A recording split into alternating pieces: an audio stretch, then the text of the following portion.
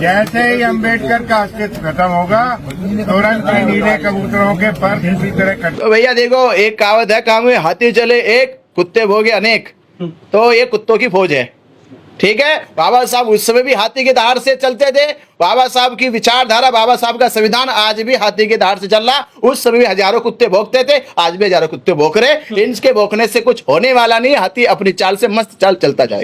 अस्तित्व खत्म करेंगे बाबा साहब का, ये मिश्रा जी। अरे भैया मैं कह तो रहा हूँ, करपत्री भी निकला था अस्तित्व खत्म करने के लिए उस समय जब बाबा साहब अकेले थे। अरे आज तो बाबा साहब के लाखों करोड़ों बच्चे हैं, आज खत्म करोगे? अरे आपसे तब बाबा साहब का बाल बांका नहीं हुआ जब बाबा साहब अकेले इस देश में लड़ाई लड़ रहे थे। तब भी तुम संत लोग, पंडित लोग, पाखंडी लोग मोर्चे निकाल लेते, कुछ नहीं हुआ। बल्कि अंग्रेजों ने कहा था कि अंबेडकर एक ऐसे इकलौते हैं, अगर ये अपनी पे आ गए तो देश के अंदर से जितने भी मनोवादी शास्त्र है, जितने भी साहित्य, ये सब ध्वस्त हो जाएंगे, खत्म हो जाएंगे। इसलिए जाओ माफी मांगो, और माफीनामा दिया है। आपको बताओ, कांग्रेस ने गांधी के इशारे पे माफीनामा दिया कि अंबेडकर से माफी मांग लो जाके, नहीं तो अगर एक पुराण वेद ये निकालने लगे तो सब के सब जलाने पड़ेंगे, इनमें कुछ नहीं है। तो ये तो बाबा साहब अंबेडकर जी का उस समय नहीं कुछ बिगाड़ पाए, आज तो बाबा साहब के लाखों बच्चे हैं, आज कैसे अस्तित्व खत्म हो जाएगा? ये बच्चे वाली बातें करना उसको अच्छे लग रही होगी सुनने में, पर उनका अब कुछ होने वाला नहीं है। तो आज मैं कहूंगा अनिल मिश्रा से कि वो पहले अपने जाके दादा परदादों के इतिहास को पढ़ ले। वो दादा परदादाओं का इतिहास जाके पढ़ ले कि बाबा साहब डॉक्टर अंबेडकर जी जहां 7 सदस्यीय कमेटी थी, उस 7 सदस्यीय कमेटी में दिल्ली के अंदर बाबा साहब अंबेडकर जी 18 घंटे बैठ के संविधान को अपनी कलम से लिखते थे। और ये लिखा गया कि 2 वर्ष 11 माह 18 दिन में संविधान कैसे कैसे तैयार हुआ। संविधान को पेश करने के लिए बाबा साहब अंबेडकर जी ने संविधान सभा में लगातार 114 दिन एक अनुच्छेद के ऊपर चर्चा बहस की है, और 389 पार्लियामेंट गवाह है उसके। ये अनिल मिश्रा कहां से पढ़ गया, कैसे पढ़ गया है? ये बात उस तर्क की नहीं है, ये बात है विवाद पैदा करने की। नहीं तो 389 सांसदों का सिग्नेचर है कि बाबा साहब अंबेडकर जी ने देश को सबसे दुनिया का बड़ा अनूठा संविधान दिया है। तो ये जवाब तो मैं कहूंगा वो अपने संतों से ले ले, और खास तौर पे मेरा उसको संदेश है कि पहले वो शंकराचार्य के सवाल का जवाब दे कि मिश्रा नाम के ब्राह्मण है या नहीं है। करपत्री महाराज का पूरा इतिहास पढ़ो कि करपत्री महाराज ने लखनऊ में एक बहुत बड़ा मोर्चा खोला, दिल्ली में एक बहुत बड़ा मोर्चा खोला, महाराष्ट्र में जाके मोर्चा खोला, और उसने कहा कि अंबेडकर अपनी कलम से हमारे शास्त्रों को खत्म करने का कानून लिख रहे। ये गवाही वही दे रहा है। क्यों पढ़े? करपत्री महाराज ने देश में आंदोलन किसके खिलाफ चलाया? बाबा साहब अंबेडकर के खिलाफ चलाया कि देश का एक अछूत, एक वो शेड्यूल कास्ट का जो विदेशों में पढ़ के देश का सबसे विद्वान व्यक्ति बन गया, आज उसकी कलम से देश का संविधान लिखा जा रहा। उस समय करपत्री महाराज को स्वीकार नहीं था कि एक अछूत आदमी हमारा कानून लिखे देश का। तो ये सबूत मैं नहीं दे रहा, वो अपने संतों से जाके पूछे।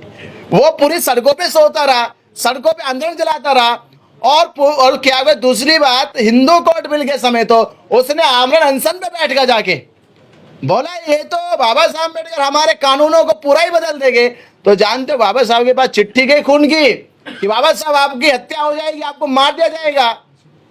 तो एक बाबा साहब अम्बेडकर चिट्ठी फिर लिखी कि भले मुझे मार दिया जाए, भले मेरी जान चली जाए, पर मैं इन सभी तथाकथित संतों से कह रहा हूं कि अगर मैं हिंदू कोर्ट बिल लिख रहा हूं, अगर मैं ये कह रहा हूं कि मनुस्मृति गलत थी और मैंने जिसको जलाया, तो जो पंडित चाहे, जो शास्त्री चाहे आके मुझसे डिबेट कर ले।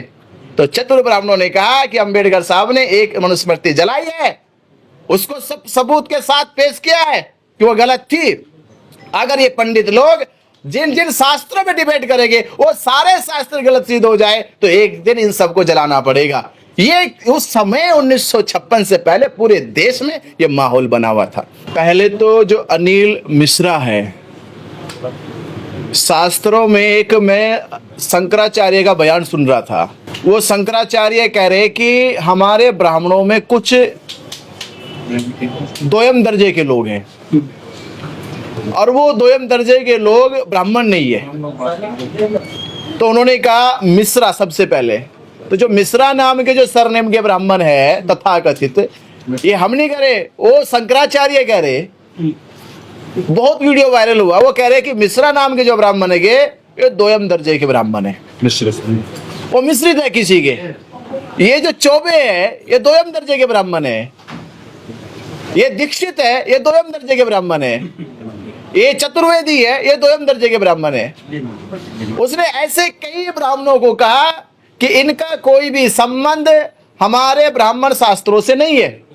तो मैं तो पहले कहूंगा कि भाई पहले अनिल मिश्रा जी अपने शंकराचार्य के सवाल का जवाब दे कि आप ब्राह्मण है या नहीं है, क्योंकि ये सवाल आपके ऊपर उठा रहे आपके 4 शंकराचार्यों में से एक शंकराचार्य अविदा मुक्तेश्वरानंद। उन्होंने कहा कि मिश्रा नाम के कोई ब्राह्मण शास्त्रों में नहीं है। ये कहां से आगे कैसे पैदा हो गए, किस तरह की इनकी उत्पत्ति हुई है, तो मैं तो पहले उनसे कहूंगा अनिल मिश्रा जी से, पहले वो अपने होने की पुष्टि करे कि वो ब्राह्मण है या नहीं है। और रही बाबा साहब अम्बेडकर जी के, तो एक बड़ा गांव का देहाती आदमी, तो वो आसमान की ओर देख रहा था। वो देख रहा कि भाई आसमान में अल्लाह है, ईश्वर है, भगवान है। तो वो कहने लगा इन तीनों में कौन बड़ा है। तो उसने कहा यार इसका जवाब तो पंडित देगा कोई। तो पंडित के पास चला गया, पंडित से कहा कि ये बताओ ये आसमान में अल्लाह है, ईश्वर है और ये परमेश्वर है, इनमें कौन बड़ा है। अब पंडित था तो उसको तो जवाब देना था कि ईश्वर बड़ा है। उसने कहा ईश्वर बड़ा है। तो उसने कहा अगर ईश्वर बड़ा है तो मंदिर में क्यों पड़ा है फिर वो। तो उसने कहा तो मंदिर बड़ा है। उसने कहा मंदिर बड़ा है तो धरती पे क्यों पड़ा है फिर वो। उसने कहा तो धरती बड़ी है। तो वो हिंदुओं के साथ बैठता होगा। उसने कहा कि मैंने सुना है भाई धरती अगर बड़ी है तो शेषनाग पे क्यों टिकी है। उसने कहा शेषनाग बड़ा है। बोला शेषनाग बड़ा है तो फिर शिव के गले में क्यों पड़ा है। बोले शिव बड़ा है तो पर्वत पे क्यों पड़ा है फिर वो।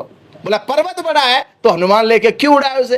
बोला हनुमान बड़ा है तो राम के चरणों में क्यों पड़ा है। बोला राम बड़ा है तो सीता के पीछे क्यों पड़ा है। बोला सीता बड़ी है तो रावण लेके क्यों उड़ा है उसे। अब जब पंडित से कोई जवाब नहीं दिया गया, उसने कहा बाप तू ही बता दे कौन बड़ा है। उसने कहा कान खोल के सुन ले पंडित है, इस देश में जो संविधान लेके खड़ा है वो सबसे बड़ा है। समझ गए बात। तो इस देश के चाहे हिंदू हो, मुस्लिम हो, सिख हो, ईसाई हो, कोई भी धर्म का बनने वाला हो या किसी के धर्म का कितना भी बड़ा धर्म स्थल हो, वो सब का कानून बाबा साहब अम्बेडकर जी ने अपनी कलम से लिखा है। ये ताकत है बाबा साहब अम्बेडकर जी की। 75 साल पहले ये लागू किया गया था संविधान हमारे देश में। ये हम कह रहे हैं कि बाबा साहब नहीं लिखे हैं। ये 75 साल से कहाँ सोए हुए थे जो उनको अब याद आया कि संविधान को बाबा साहब नहीं ये राव लिखे।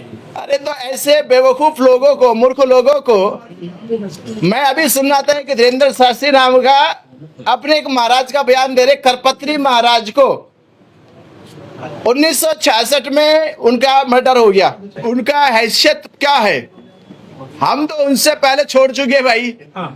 हमने तो पहले बहिष्कार कर दिया। इसको आज आंखें खुल रही है। हमने तो पहले बहिष्कार कर दिया कि पंडित पुरोहितों को घर पे नहीं बुलाना, उनको किसी भी अपने धार्मिक अनुष्ठानों में नहीं बुलाना, घर के बाहर रखो। और भिक्षा भी मांगे पकड़ाना ही मत, फेंक के देना। ऐसे जैसे हमारा तिरस्कार हो वैसे तिरस्कार करो। तो ये आज हमने तो वर्षों पहले बहिष्कार कर दिया। और आपने देखा कि पूरे देश में ब्राह्मणों को किसी भी देश के शेड्यूल कास्ट के घर पे बुलाया नहीं जाता, किसी पूजा में नहीं, किसी पद्धति में नहीं, किसी शादी में नहीं, किसी संस्कार में नहीं। तो हम तो पहले बहिष्कार कर चुके हैं और लगातार देश में बहिष्कार हो रहा है कि ब्राह्मण मुक्त पाखंड मुक्त देश बनाया जाए। ये तो बहिष्कार चल ही रहा है।